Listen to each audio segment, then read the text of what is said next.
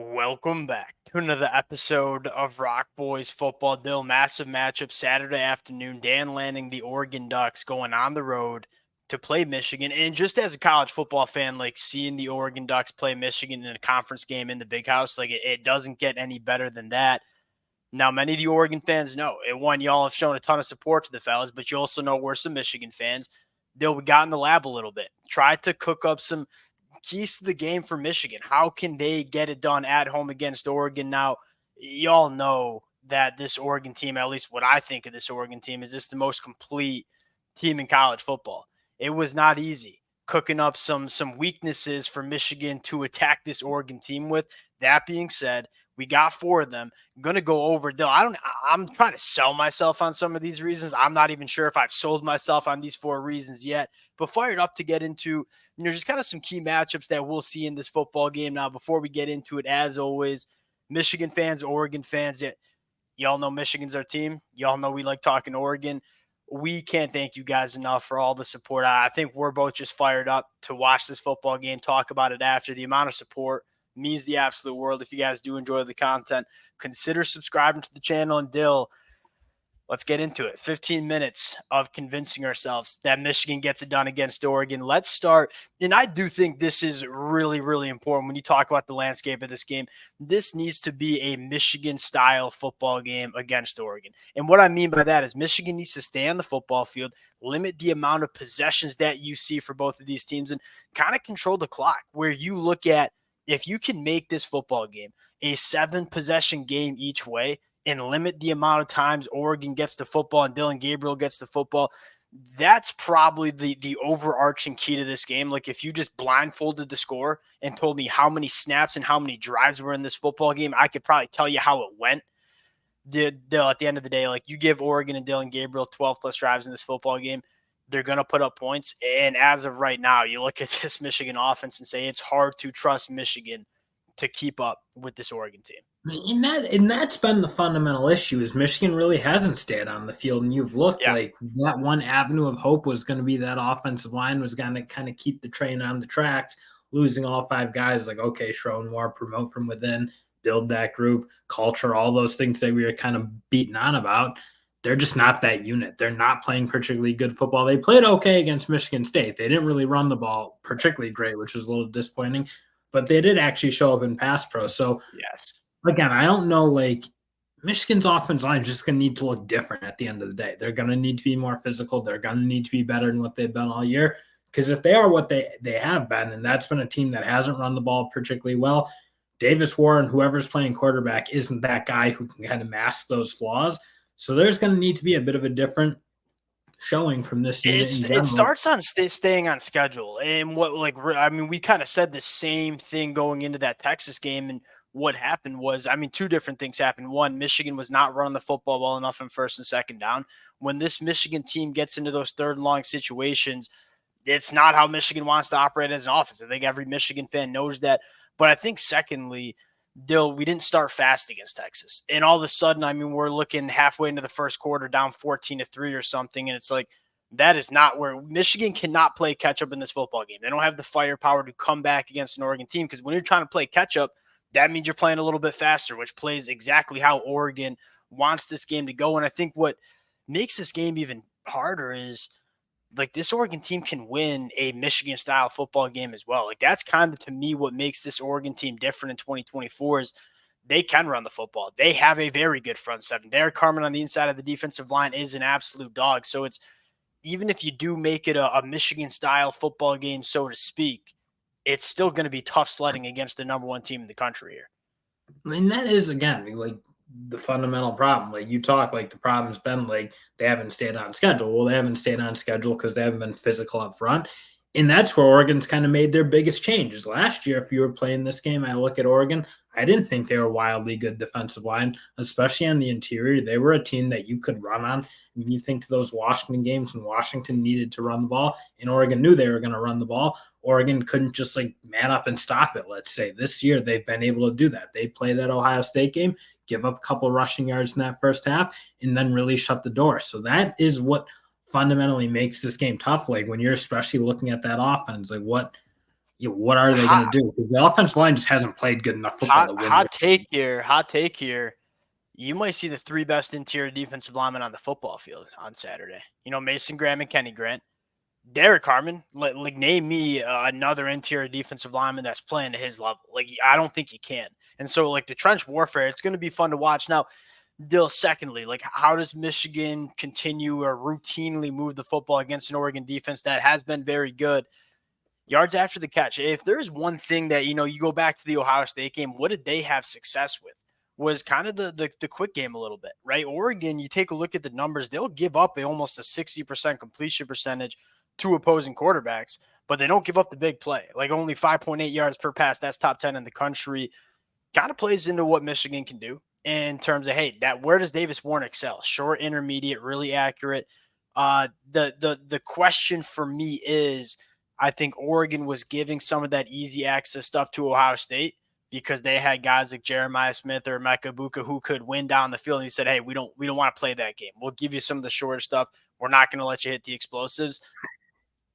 I wouldn't be surprised to see Oregon kind of scrunch up on Michigan because you kind of look at it and say, all right, who's winning vertically down the field for this Michigan offense? And the same side of it, like Davis Warren hasn't really shown that ability to consistently beat teams 20 plus yards down the field. Kind of interested to see how Oregon decides to come out and play defense against this Michigan passing attack.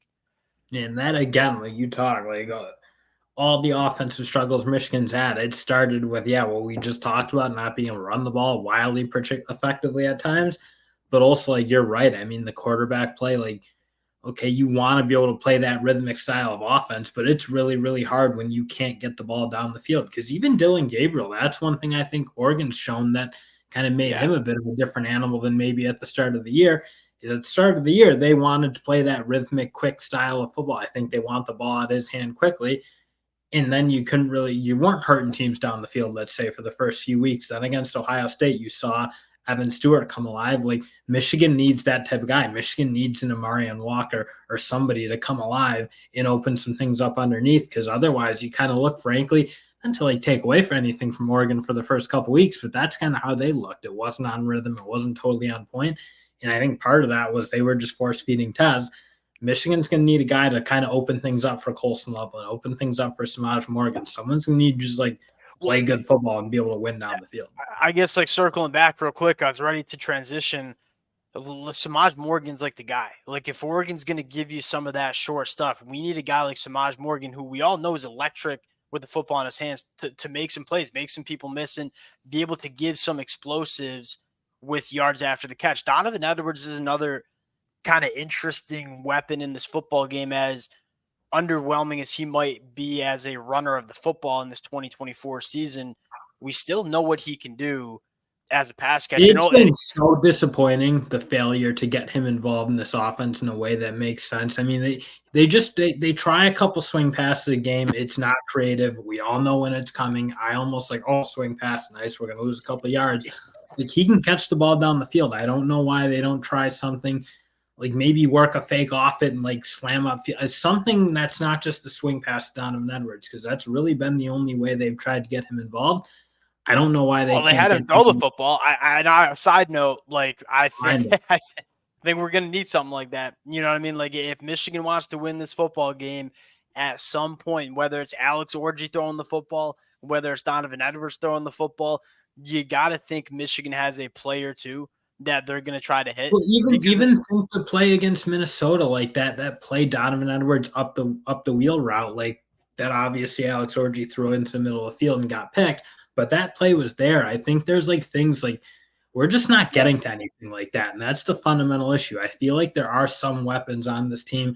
Again, it's not great weapons. I don't think it's what it needs to be going forward, but I think there are some places we just, for whatever reason, there's the creativity. we saw Kirk getting his bag against Michigan State. Maybe that can continue this weekend against Oregon. Yeah, that was by far the most creative we've seen this offense. They seemed like they were using Alex Orji in the right ways. Hey, I'm trying to talk myself into this. Still, let's go over to the Michigan defense here, and I think it starts with, like, how do you deal with Tez Johnson? Then you have Evan Stewart. Then you have Trayshawn Holden. Then you have Kenyon Sadiq. Like, it's more than Tez Johnson. I think we know that. Ohio State tried to take away Tez Johnson, And what happened was you were giving up one-on-one coverage to Evan Stewart, and Evan Stewart made Ohio State pay. What I think is crucial here is Will Johnson. Like if Will Johnson is healthy, and you can say, hey, Will Johnson, you got to win your ones on Evan Stewart, so we can allocate some resources to Tez Johnson. That seems to be the avenue to take away Tez. And to me, that's kind of where it starts. Like if you can take away Tez Johnson, force Dylan Gabriel to go to some other portions of the football field. Now, he's shown that ability to do so when he was asked to against Ohio State. But I do still feel like that's where it starts when you're trying to slow down this Oregon offense. But you talk about why it's so hard to slow down. It's not even Tez Johnson. Well, because It's not frankly, Ohio State would have been moderately successful if they could have put a lid on those big on Evan plays that Stewart. Evan Stewart Yeah, was hitting. So it's like agreed. I don't want to get up here and say that this is like an infallible offense, and it's a really good offense. It's not, but like again, if you can take away the big play with a good cornerback, which again, Michigan has that. Will Johnson's certainly that guy who he has the chance to make it happen. Hopefully he's healthy because it's. I mean, if not, then maybe there's a bit of a problem. But again, if you can take away that Evan Stewart deep pass, I do wonder, like, can they beat you if Tez Johnson really can't get open and you can take him away with the safety in the box, like what they were doing with Caleb Downs? Yeah, I probably do disagree a little bit with that because there are so many different ways because they're starting to run the football a little bit better as well.